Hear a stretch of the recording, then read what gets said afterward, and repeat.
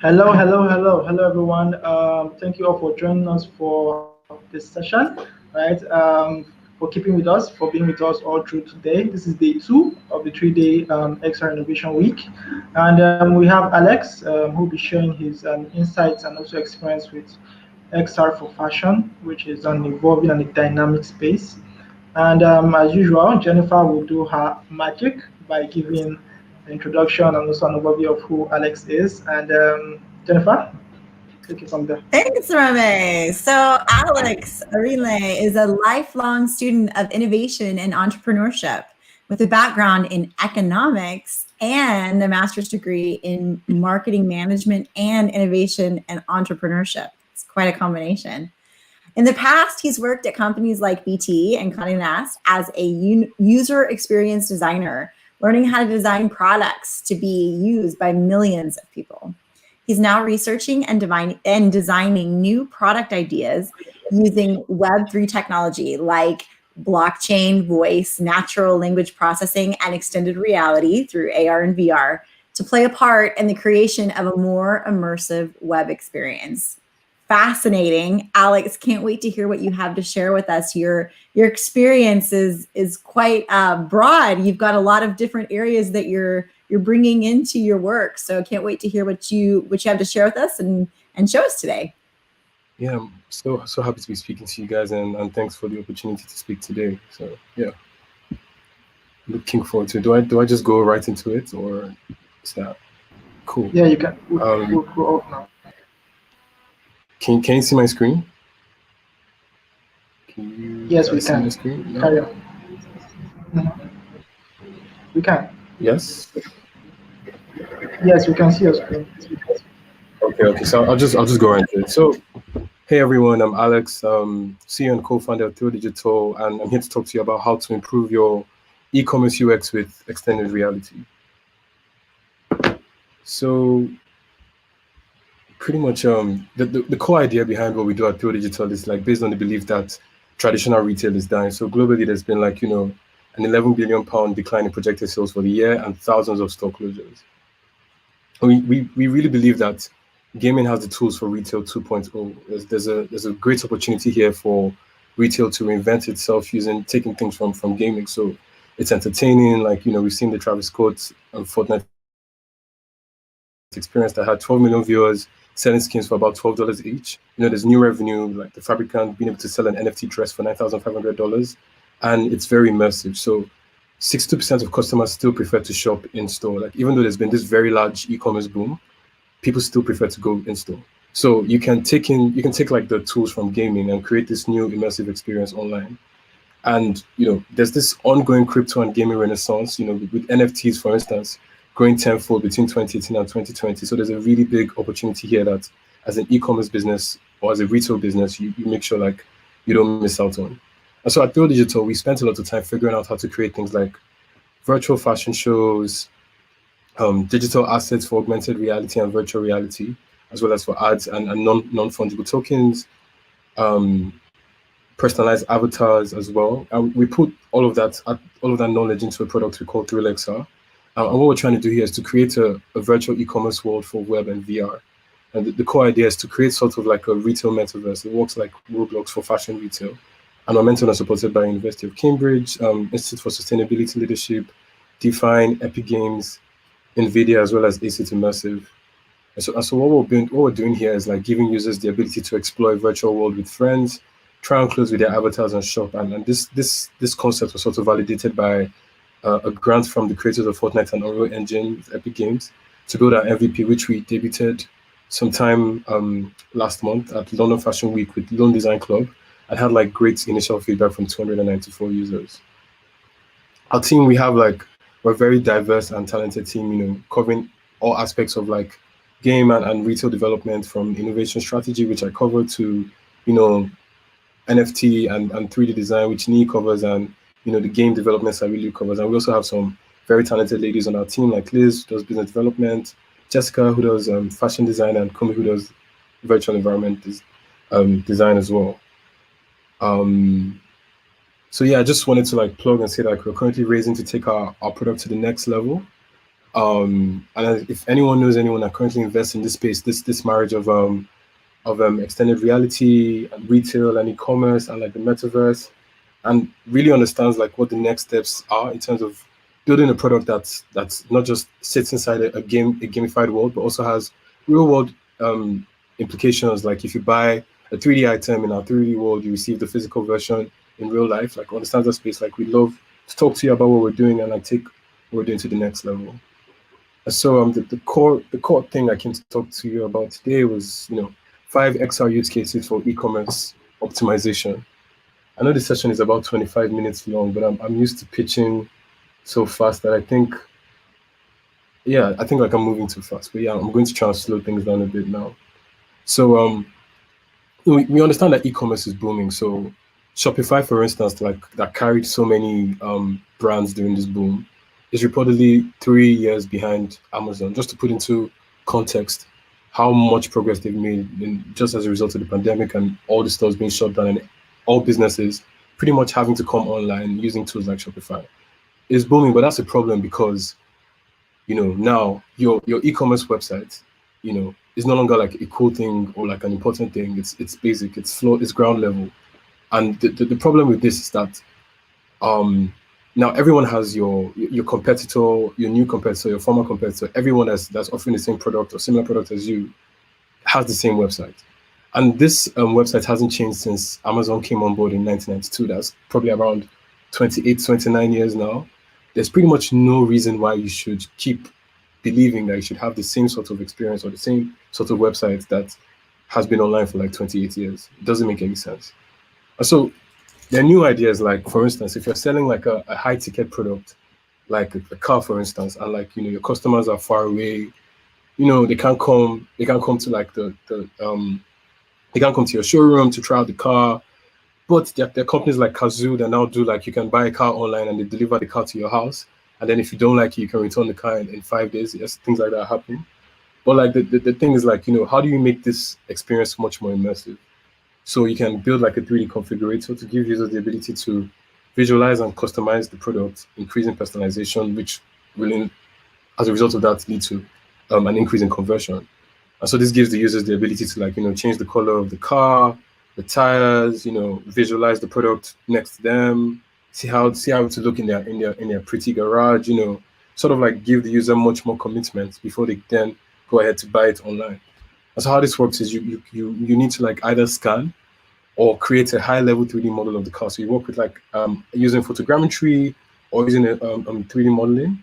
You throw this into Unreal Engine or Unity into code and add configuration, and then you can like live stream this with Furious to deploy to your browser, and voila, you've created something that's not just the same e-commerce experience as everyone else, but a much more immersive level that will have your customers already hooked before they even have a chance to like know they've bought it. And so it's also augmented reality for try-on. So the core idea is to see what the product looks like on you before you buy it. So there's Wannabuy, a startup from Belarus that pretty much killing this area. I think they power brands like Farfetch, Gucci. This is their core area, and body and eye tracking has gone to a level that you can easily put and model, like see what the 3D objects look like on feet, neck for like jewelry, for instance, eyes for glasses, the wrist for watches, and you can place the 3D object on the user. You increase your engagement, and it's a new way to check out. So I would say Unity is the best for this.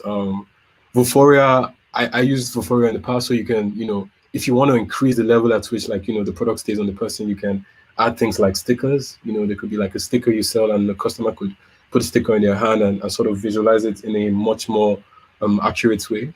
But I think like as time goes on, there's the insane level of body tracking, like the research being done at companies like Facebook, Snapchat, or like Snap is amazing. So I'm so sure like by the end of the year, next year, like the levels of body and body features tracking is going to be next level. There's also this Spark AR and Shopify Pay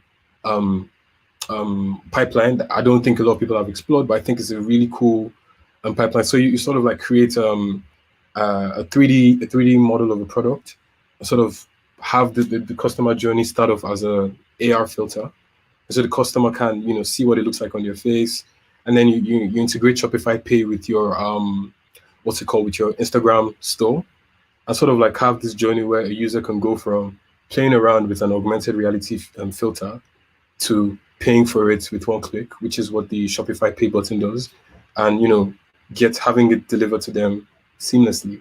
So, you know, you create a 3D product, you throw it into Spark AI as a filter, integrate Shopify Pay on your online store, and turn something that's otherwise gimmicky, you know, a gimmicky journey, which is typically just used for marketing and entertainment, into an actual new and immersive conversion channel. So that's really like a very, very cool way to sell products to customers, you know, a very cool and new way to sell products to customers. And so there's also like product visualization, and I'm sure this is popular. Most people are using this already.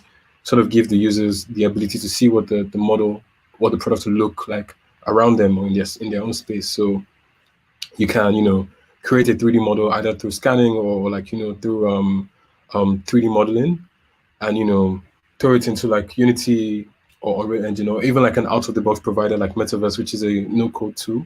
And, you know, you pop this into your either your app or your e-commerce website as an extension, and, you know, it's a really cool way for people to like sort of see like what the painting will look like on the wall, or like see what the bag will look like next to them, the outfit, or, you know, see what the couch will look like in the living room. You know, it's a much more cooler and immersive way to sell products.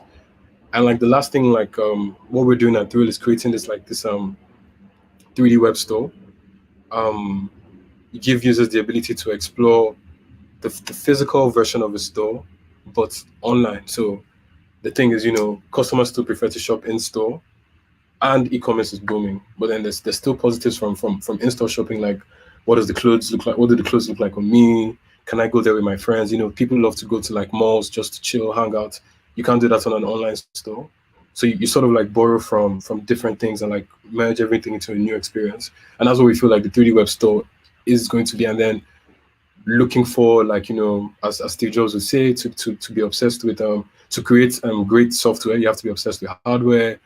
Things like VR headsets coming into play next year. You know, Apple might drop like a headset that will totally change the game, and you sort of don't want to be struggling to catch up with, you know, the best time to do anything is before the tide shifts, or like before the wave comes. So now is the time to start experimenting with things like this. So if you have this sort of like store on your website, and there's also the capability of visiting this with like a VR headset, then you sort of like, you know, it's a new way more immersive way. Like, and, you know, things like avatar try-ons where customers can take pictures, generate an avatar, also add you know, their accurate body measurements to that, and you sort of like can put on different sizes of clothes on the customer's avatars, and then the customer can visually see what fits them more, and they can also buy looks. So instead of buying like your baskets, you can literally put the shirt and the trouser and the shoe on the avatar and buy the avatar. The avatar becomes the basket, or like the 3D mannequin becomes the basket.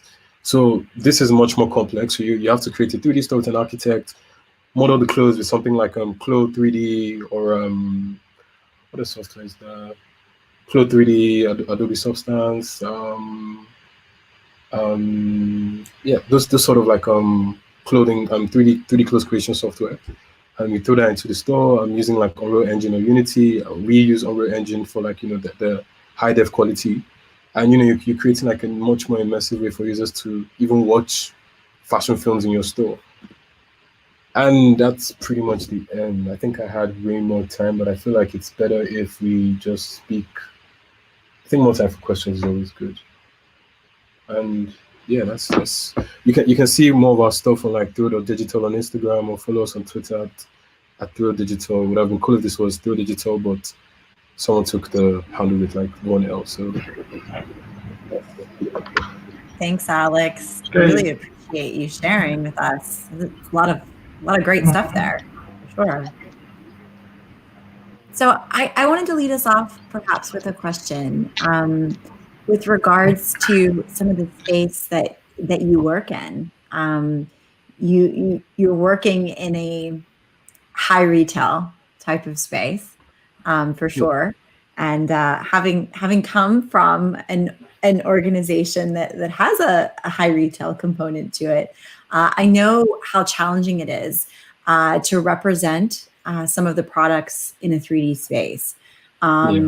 Lighting is very important. The ways in which lighting is represented, just some very particular aspects that are unique to the space around how you do represent the brilliance, so to speak, of the product to consumers. Can you talk to us a little bit about the special considerations that you have to take into account with those types of clients, and an additional design and development time that may go into really creating those assets that do represent the high quality aspect or appeal to the product?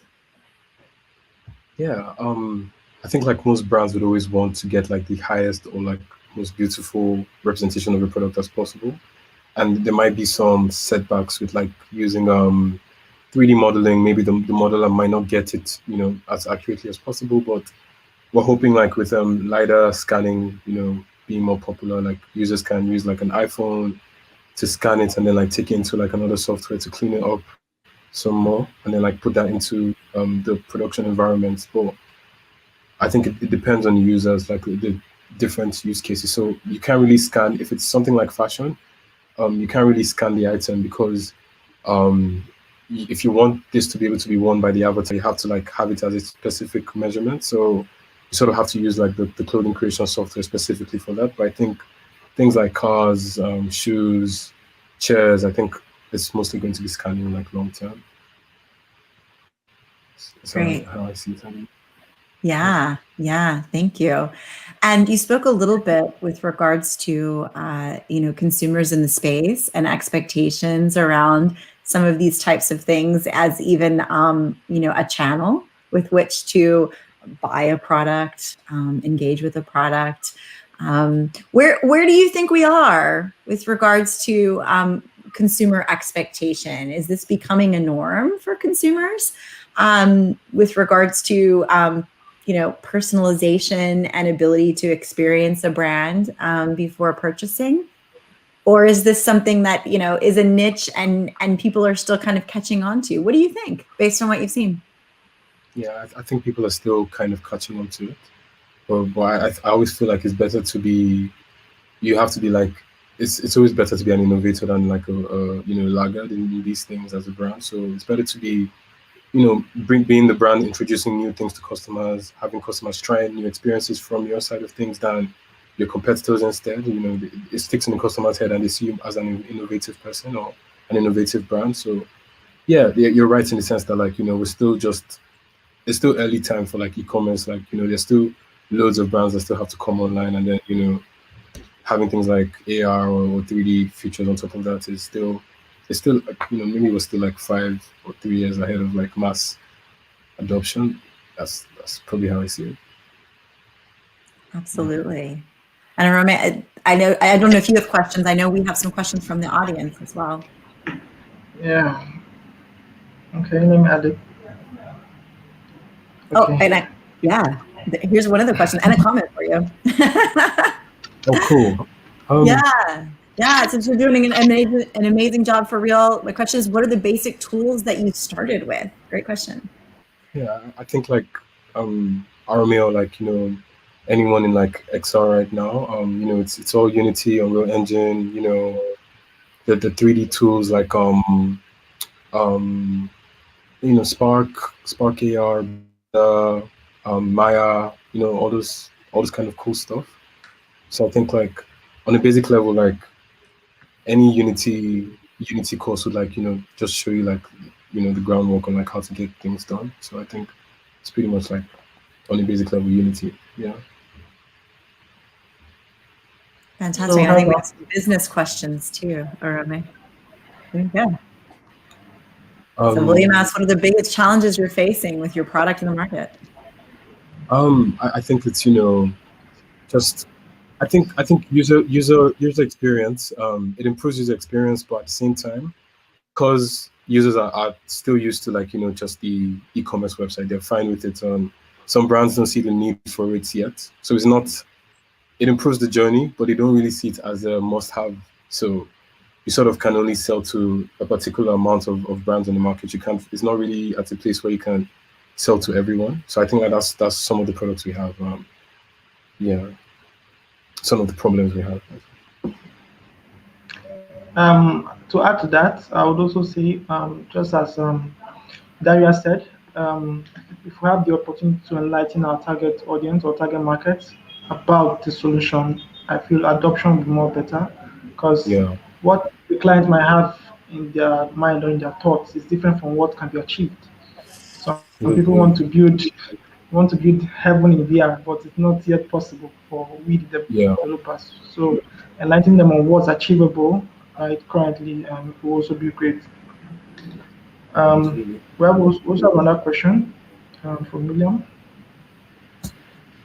Yes, so I think I was in London for most of the time, so I would say Europe. In Europe, people are beginning to see the need for this. I think I would say America as well, but I wouldn't know because we haven't started like scaling to that level. I also think like in places like Dubai, they're very forward thinking in terms of like innovative experiences. So I would say like there as well. Yeah. And please add Africa, because we're also coming up. Africa it's a big Absolutely. market, right? So it's just time. Yeah. I kind of alluded to that, but I'm thinking of some colleagues that I work with that are in Africa and would be very interested in some of the work that you're doing for sure. Absolutely. This is a great question on the screen. You want to take it, Arome? Lidar, major turn. Do you think most companies would get? Yeah, I think like long term, most phones will be able to scan. I'm sure you guys would agree with me. Like that's sort of like where the industry is headed, where anyone can like scan the product and throw it into a 3D environment, easily. And I think I don't know. I thought Lidar was like Apple technology, but I don't think it is. I think it's owned by some other company that like will probably license that to like different phone makers long term. So yeah. For this? Yeah. I think same answer. Yeah. Great. So to add to that, I feel AR is more is more open to mass adoption than VR because of the limitations VR have with the headset, and also WebXR, which Ben will be also sharing in our next session, right? For example, you remember when you shared your experience on LinkedIn, right? I was able to access it on via my PC, and it was great, right? Being in a virtual shopping space and interacting with the products on display. So good job you guys are doing. Thank you. I think brands need to see like WebEx as like as one VR. So if you can't experience except if it's a game, if it's an e-commerce product, like you can't experience it like web, you're sort of like taking out the whole chunk of the market. So I think WebEx are first. This might be a technical question, and how do you compare photogrammetry with Lidar? I think photogrammetry, from our understanding, it's studio based. But I mean, I think Lidar is a form of photogrammetry. At the end of the day, it's like taking images from different angles of the product and using that to create a 3D object. So I think Lidar is more like using your phone, and photogrammetry would be in the studio. That would have like maybe 20 cameras that would take the picture at once. And so I'll just say like Lidar is more like anyone can get into Lidar if you have a phone with Lidar. But photogrammetry, you need to create the whole studio to execute that. Okay. We also have a question, and good one. That's a very good question. Yeah. I mean, yes, it does. I mean, strong internet connection, I would say it's just like saying, do you need strong internet connection to watch your YouTube video? So like, if you have a stronger internet connection, it's going to load faster. It will be, more seamless. But you can also watch it on like, the lowest level of your internet and like. But I think like the stronger the internet connection, the better the experience for all things real time. Yeah. Yeah. And with 5G, right? I believe 5G Absolutely. integration with XR is going to open a whole new medium It's for going to people change to the game. engage. Yeah. Yeah. Absolutely. So, Jennifer, any final thoughts? You know, I was going to ask a little bit just with regards to the project that you've worked on where you feel like there was the most compelling connection to the consumer and how that was created, just to get a feel from you that aspect. I think it would be like the 3D store we made with Lone Design Club for London Fashion Week. I think that I think to have loads of people who were there's this thing that Mark Zuckerberg says about like VR, and the main thing is presence, and like if you can bring people to experience something at the same time and make them present, then you've unlocked a new level of like of experience, of customer experience. So I think to have loads of people commenting about what they were experiencing in real time sort of like made me understand that like that's more of like what we should be building, like much more immersive experiences for the customers and the future of e-commerce. So that's pretty much the one project. Yeah, and do you get to see those metrics and measures on your end? Yeah, we were able to. I think we're still improving the experience. So we had loads of feedback, on how to make sure like we convert more from like, but I think it was great all around. Yeah. Fantastic. So, as you said earlier, you want to start up and you guys are raising. Any traction that investors could look out for, and any plans for the future? Yeah, I think we're still at the stage in terms of like the product we're building, but I think like it's promising enough for any investor that like invests, at like the very first product stage to take a look at. So I don't know if there's anyone that invests in extra startups, like please get in touch, and hopefully we can show you more, like show you a better demo and like more about it. Yeah, thank you. Great. So I guess that's it. Thank you so much, Alex, for coming to share. And your session was great. I really enjoyed it. And Jennifer, I hope you did too. I did. I always love to see the ways in which we're using the technology to really bring new experiences to the world. And I think the high retail space is a great opportunity to do that, to bring consumer products to the lives of people that may not otherwise have the opportunity to really experience those in real time. So thank you for the work that you're doing, Alex. I think it's tremendous. I think there's lots of people interested in what you're doing and potentially talking to you later. So thanks for taking the time to be with us today. It's been a real pleasure. Yeah, thank you so much, Arome. Congrats on putting this together. Bye, Jennifer. Thank you. Yeah. You guys are the one we're showcasing. Thank you so much. Thanks, Alex. Take care. Bye. So we are down to the last session, and we are having up next Ben.